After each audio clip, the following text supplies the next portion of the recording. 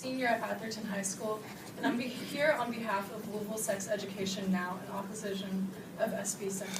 When I was a freshman, I received the sex ed program through my health class in the fall of that year.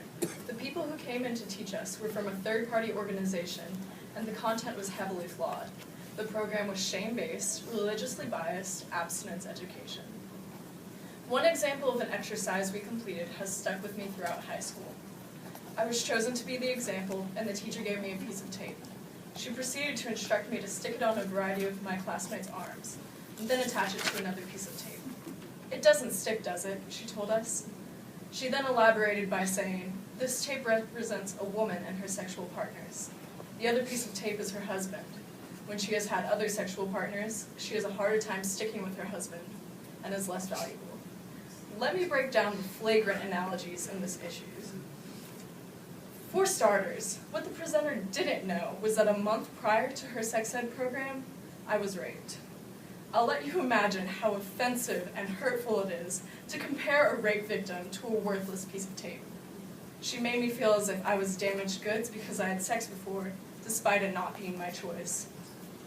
Another issue with the tape demonstration is that it is blatantly sexist. The presenter made it gender-specific, shaming a woman's sexual history, but not addressing the male's. This follows the ingrained double standard that continually plagues women. Why is it that women are held responsible for everyone's sexual behavior? Why aren't men held accountable as well? The language in SB 71 will likely lead to more students receiving the same shame-based education that I described above. You may be wondering why sex ed is so crucial when it comes to sexual assault and consent, and one that SB 71 ignores. Teaching the bare minimum allows the gray area to be. If the JCPS sex ed curriculum had information and coherent instruction about positive consent, the guy who raped me might have had better understanding that no means no and only yes means yes. Consent education has become a common standard in college orientations, but for many of us, that is too late.